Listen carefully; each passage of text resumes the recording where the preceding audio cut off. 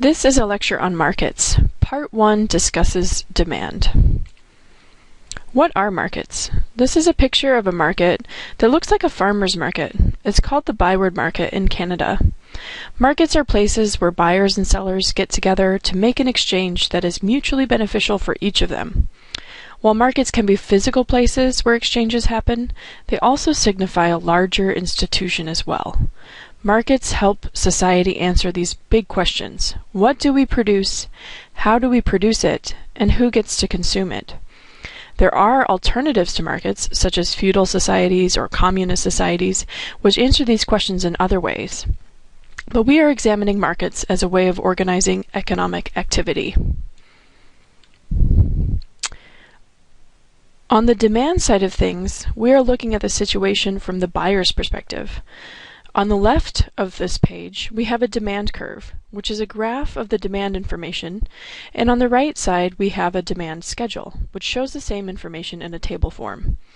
Both graphs show that demand give us the information about the relationship between price per unit and the quantity that would be purchased if that were the price. A relationship between price per unit and quantity demanded. Starting with the demand schedule on the right, it gives information about the relationship between the price per unit and the quantity demanded. In this example, at a price of $5 per unit, the quantity demanded would be 100. At a price of $4 per unit, the quantity demanded would be 200. At a price of $3, the quantity demanded would be 300. At a price of $2, the quantity demanded would be 400. And at a price of $1, quantity demanded would be 500. The demand curve on the left side of the screen shows the same information in graphical form. We see a graph in two dimensions. On the y, or vertical axis, we have price per unit. On the x, or horizontal axis, we have quantity demanded. The points on the graph show the same relationship between price and quantity demanded that are depicted in the demand schedule. For example, the point at a price of $5 per unit corresponds with a quantity of 100 units. So price per unit of $5, quantity demanded is 100. And on down to a point of at a price of $1 per unit corresponds with a quantity of 500 units. Graphically, we can see a downward sloping relationship,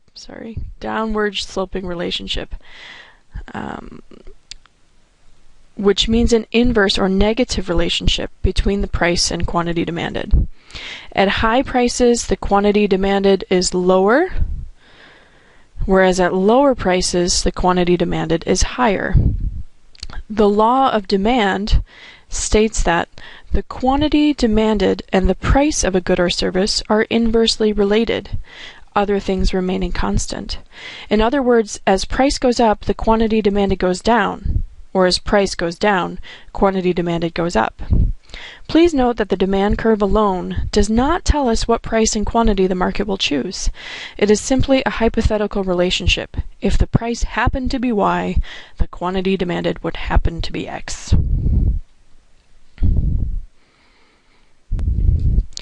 Now we will understand a change in quantity demanded and contrast it with a change in demand, which will come on the following two screens. The picture on the left is the same demand curve from the previous screen.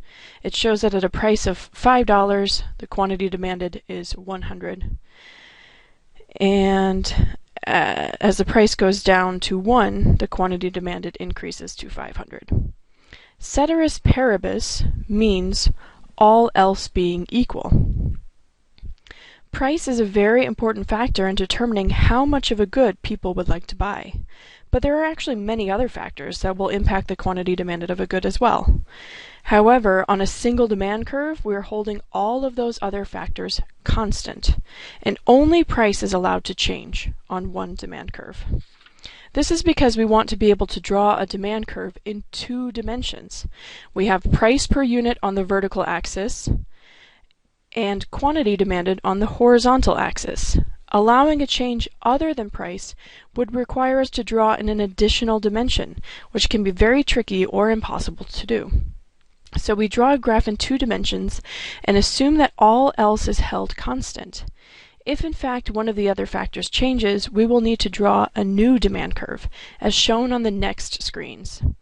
On this graph, however, we are holding all of the other factors constant and only seeing the effects of changes in price. We can see a change in quantity demanded as a movement along the demand curve. A movement along the demand curve.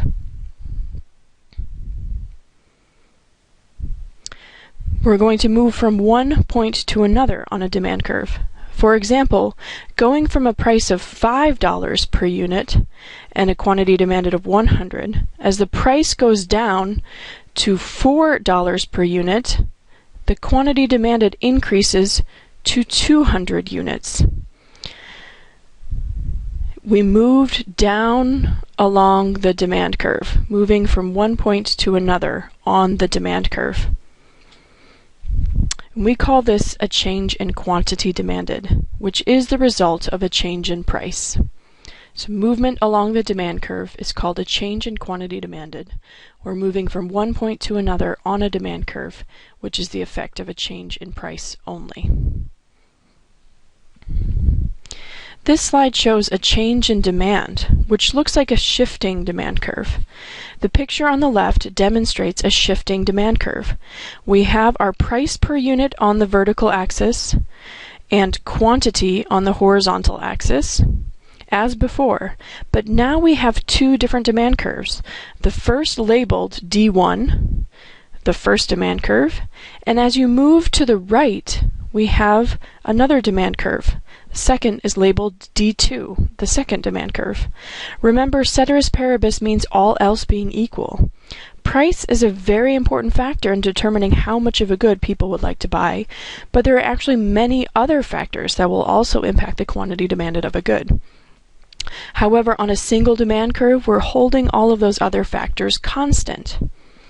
And only price is allowed to change on that demand curve. This is because we want to be able to draw the curve in 2 dimensions. When some factor other than price changes, we have a shifted demand curve. A shift to the right shows an increase in demand. Shifting to the right shows an increase in demand. This means that at any price, the quantity demanded is now higher than it was before. So each point on the original demand curve, each point on the original demand curve has now moved to the right.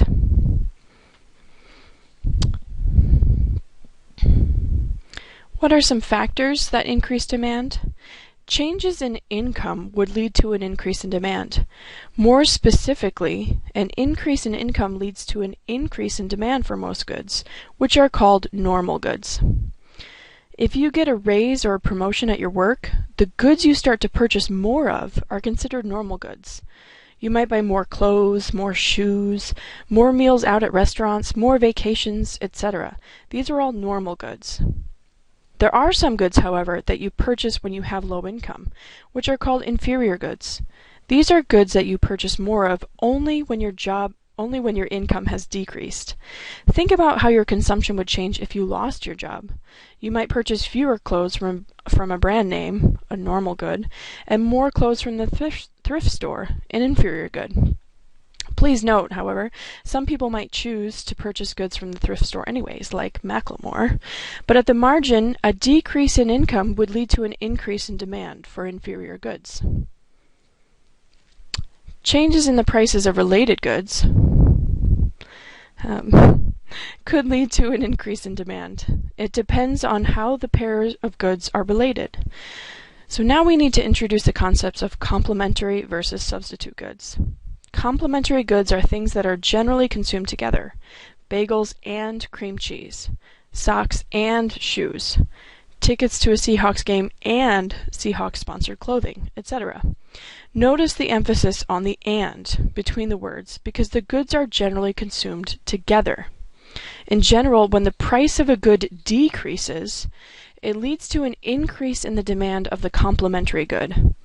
When the price of bagels decreases, It will lead to an increase in the quantity demanded of bagels, which is movement along the demand curve for bagels, which will cause an increase in demand for cream cheese, a shift to the right of the demand curve for cream cheese. More bagels usually means we buy more cream cheese as well. An increase in demand. On the other hand, substitute goods are things that can be consumed instead of something else. Coffee or tea, hamburgers or hot dogs, train tickets or airplane tickets. Notice the emphasis on the or between the words, because the goods are generally consumed one or the other. In general, when the price of a good increases, it leads to an increase in the demand of the substitute good. For example, when the price of hamburgers increases, it will lead to a decrease in the quantity demanded of hamburgers, which is movement along the demand curve for hamburgers, which will cause an increase in the demand for hot dogs, a shift to the right of the demand curve for hot dogs. Fewer hamburgers purchased usually means people buy more hot dogs instead. A change in tastes or preferences. A change in tastes or preferences might lead to an increase in demand. As consumers decide that they prefer the taste of a particular kind of coffee, prefer to support this particular team, prefer the look of this particular brand, etc., they'll start to purchase more of that product. This is seen as an increase in demand or shifting to the right of the demand curve. Expectations about future income and/or prices might lead to an increase in demand. Expectations that your future income will be higher than might increase your demand for normal goods today. For example, as my friends and I were getting job offers before graduating from college and graduate school, we celebrated by going out to eat and ordering champagne.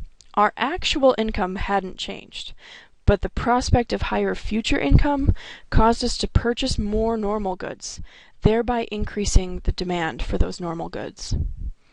The opposite would be true for the case of inferior goods. There was a time when my spouse and I had good reason to believe that there would be a round of layoffs at his work, and that he might be in the future without work and without pay. The prospect of lower future income caused us to change our purchasing, buying more inferior goods and fewer normal goods, thereby increasing the demand for inferior goods. Expectations about future prices of a good might influence your demand today. Suppose you are in the market to buy a new house. If you anticipate that the house prices are rising, so they will be higher in the future than they are today, what would happen to your demand today? You would likely hurry up and buy the house today before the prices rise by $10,000 in the future. This would lead to an increase in demand today for the product. And an increase in consumers might increase demand today. For example, there was a time when not everyone had a cell phone, believe it or not. As the number of consumers in the cell phone market increased, so did the demand. The demand shifted to the right. These are all factors that can lead to an increase in demand, or a shifting to the right of the demand curve.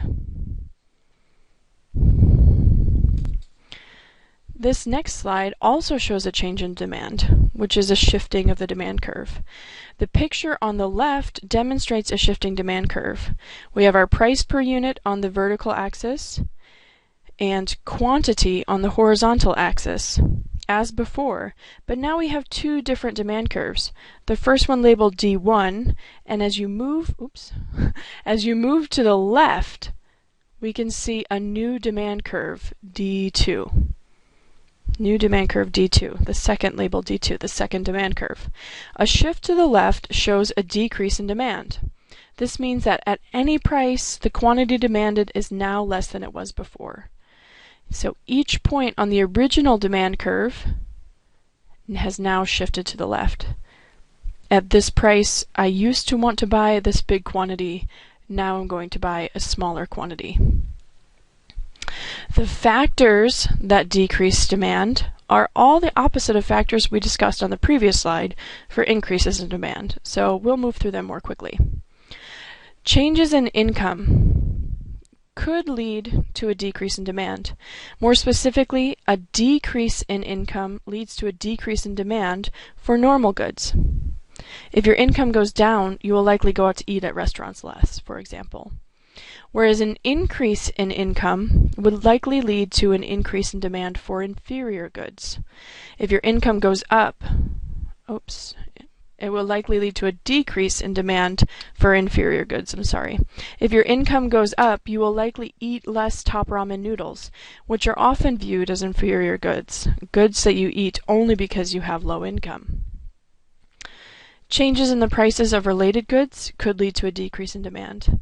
More specifically, if the price of a good increases, the demand for a complementary good would decrease. If bagels became more expensive, the demand for cream cheese would decrease or shift to the left. If the price of a good decreases, the demand for a supplementary or substitute good would decrease. If hamburgers became cheaper, the demand for hot dogs would decrease or shift to the left. A change in tastes or preferences might lead to a decrease in demand. As consumers decide they don't like that particular brand or style or product, they will purchase less of it. This will be a decrease in demand or a shifting to the left of the demand curve. Expectations about future income or future prices could lead to a decrease in demand. For normal goods, if your expected future income decreases, your demand would decrease today. For inferior goods, you would likely see a decrease in demand if your expected future income increases. If the expected price of the good in the future is lower than the current price, a consumer would likely hold off purchasing until after the price had fallen. This lower expected future price would therefore decrease the demand for the product today. A decrease in the number of consumers could decrease demand or shift demand to the left. So these are all factors that decrease demand. So please remember the difference between a change in quantity demanded, which is movement along the demand curve caused by a change in price, and a change in demand, which is a shift in the demand curve caused by any of these other factors listed. Remember that an increase in demand is a shifting to the right of the demand curve, and a decrease in demand is a shifting to the left of the demand curve.